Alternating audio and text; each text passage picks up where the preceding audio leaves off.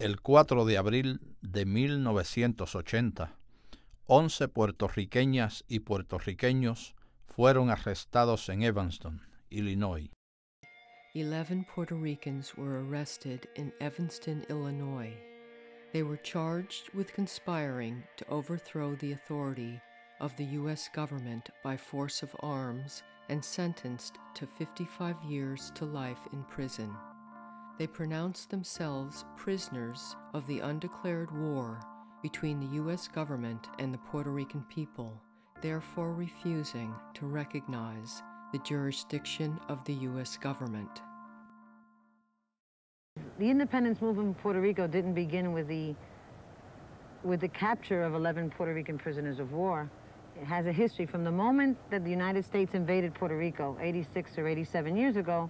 There has always been armed insurrection. Lo siguiente es una presentación visual de los arrestos y las subsiguientes demostraciones, hechas en temperaturas bajo cero o bajo el sol ardiente. Frank, here in Chicago, Carlos Torres and 10 other suspected members of the Puerto Rican terrorist group, the FALN, appeared in court today.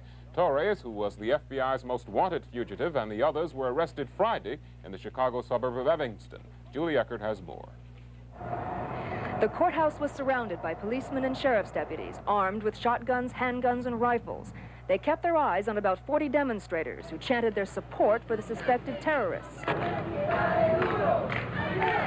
Anyone who tried to go inside was carefully searched. One by one, the 11 suspects were dragged or carried into the courtroom as they shouted nationalist slogans. The 5 women and 6 men were charged with theft and weapons violations. One of their leaders, Carlos Torres, had been #1 on the FBI's most wanted list. He told the judge, "I am a freedom fighter. I am a prisoner of war. U.S. justice is a lie." 3 of the suspects have now been linked with the FALN raid on the Carter campaign headquarters in Chicago. The FALN has also claimed responsibility for more than 100 bombings in several cities. The 11 suspected terrorists were arrested Friday night in Evanston, Illinois, after police received a report of a stolen van. Police said they found a cache of weapons. Just what the suspects were doing in Evanston is a mystery. The suspects entered no pleas today and were taken to a Chicago jail for better security. Authorities say these 11 arrests may cripple the FALN organization. Julie Eckert, ABC News. El 18 de febrero de 1981 fueron acusados y convictos por conspiración sediciosa. The FBI says the Chicago-based FALN is America's most dangerous terrorist group, waging war on America for Puerto Rican independence. But as Paul Hogan reports tonight, the FALN fights in part because the U.S. government countered terrorism with some terrorism. Well, the government anyway, Ron. They're called the Puerto Rican police murders. And while they occurred a decade ago, investigations continue to this day of how police reacted to nationalist violence with violence of its own. Rolling hills turn into mountains in the middle of Puerto Rico, dividing the island in half. Atop one of the highest peaks, Cerro Maravilla, are these communications towers. Here, 10 years ago, Puerto Rican police announced they had killed 2 nationalists, terrorists trying to blow up the towers. An undercover police informant was with them and wounded in the reported shootout. The pro-statehood governor then, Carlos Romero Barceló, hailed his policemen as heroes. Most people applauded this as a worthwhile action. Even so, newspaper reporter Manuel Suarez had his doubts. It took him years to help uncover what really happened to the 2 young men who are memorialized in stone on this mountaintop. And when the truth finally emerged, some of those who believe this small territory of the U.S. should be an independent nation had another reason to wage war on America.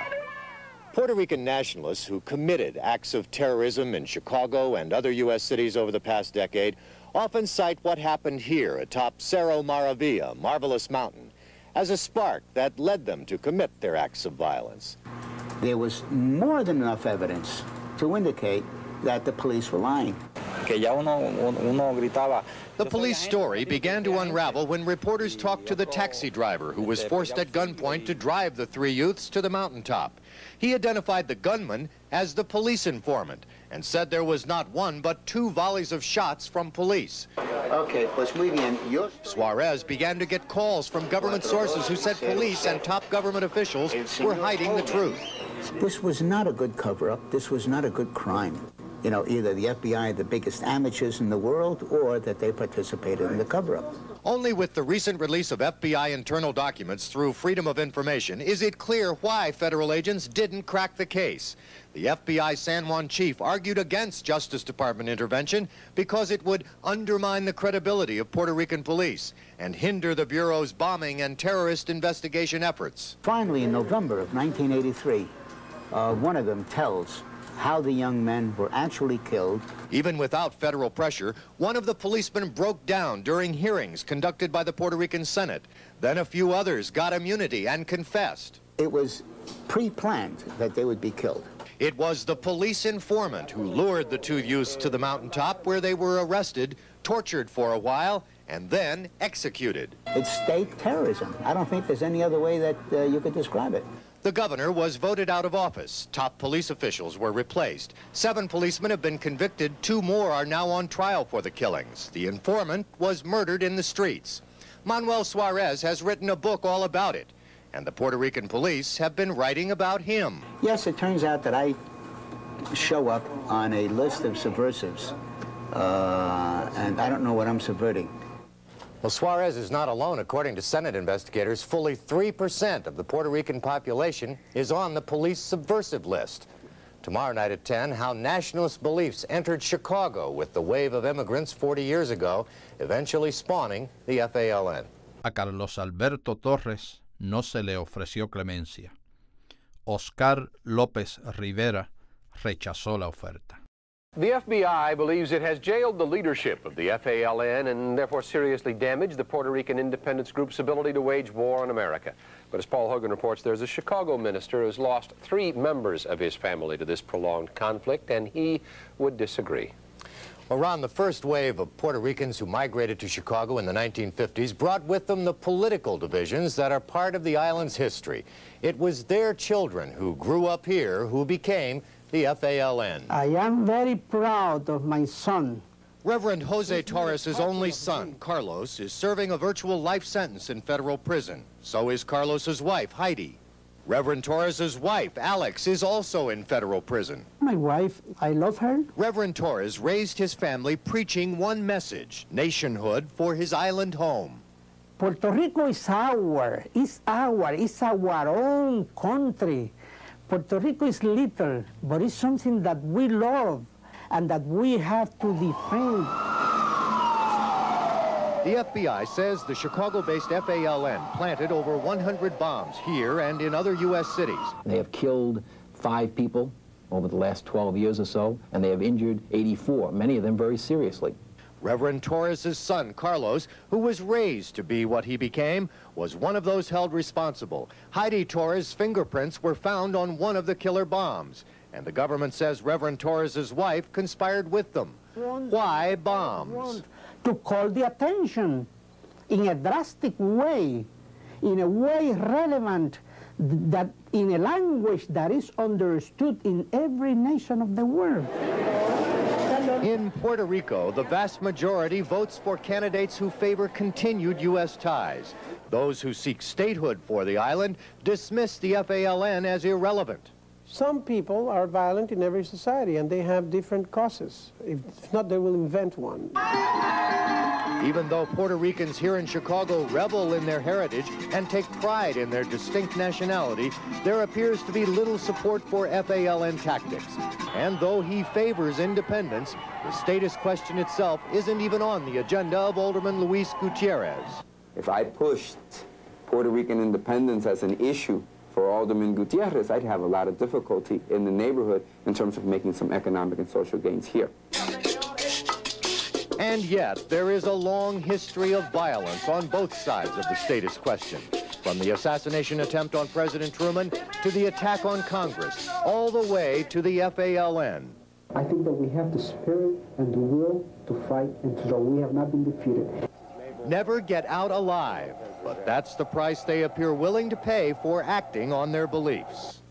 You cannot love something or someone unless you want to give your life for that. My boy, Carlos, he loved I love mucho. Well, there's a bill pending in the U.S. Senate to make Puerto Rico the 51st state if, by ballot, the people on the island vote for it.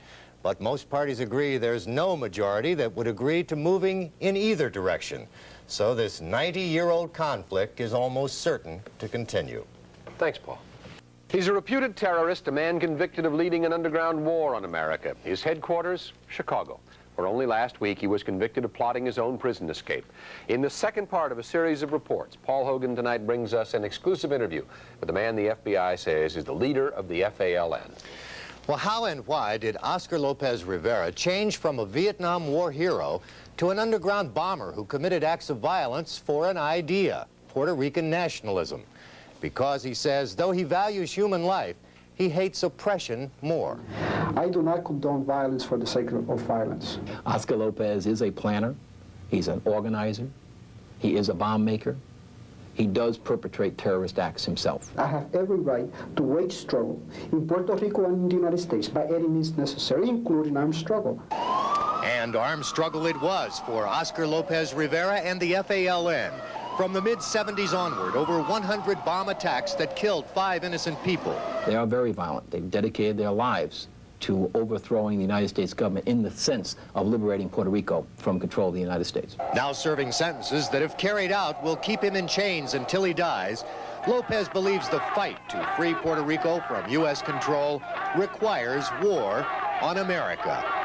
I've always been a Puerto Rican nationalist. I will never trade my Puerto Ricanness. López was born 43 years ago in the interior mountain town of San Sebastian. His mother says their home was simple. No money, but food for every guest and love for all. On one wall, a wood carving of Che Guevara. On the other, John F. Kennedy. Siempre he sido fuerte. When Oscar was 13, he and his father emigrated to Chicago. She followed a few years later. They ended up in West Town, where tens of thousands of Puerto Ricans were migrating to escape the island's poverty. I always remember him questioning my grandmother. His brother Jose says López grew up challenging authority. Nevertheless, when he was drafted out of college, he went to Vietnam, to the front. So, also on his mother's wall and in her hand, Oscar's Bronze Star. Vietnam was a big change in me. López became a social worker, fighting, he says, for the rights of Puerto Ricans in Chicago. But he soon concluded that the above-ground independence movement was failing. He blamed the now-documented counterintelligence program launched by J. Edgar Hoover's FBI and the well-financed statehood party movement on the island. As a result of that, we decided that it would be best if we develop a different strategy, a strategy that would give us an opportunity to keep an above-ground structure and at the same time work underground. So López and other Chicago nationalists went underground, bombing their way into the headlines, ending up behind bars, self-proclaimed prisoners of war. I can contribute. López now writes and does pencil drawings from his prison cell. He is enshrined on the walls of the Puerto Rican Cultural Center in West Town. His wife, Ida Luz Rodriguez, was jailed too as an FALN bomber. They have no regrets. I mean, I live to see it, but we will succeed. We will succeed. We have approximately 20 of their members incarcerated at the present time, and most of them for very lengthy prison terms, to the extent they will probably never get out of prison alive. El evento de hoy conmemora los históricos arrestos y celebra la resistencia continua de Carlos Alberto Torres y Oscar López Rivera. Es un llamado a nuestra conciencia colectiva, un llamado a la acción, un llamado para traerlos a casa.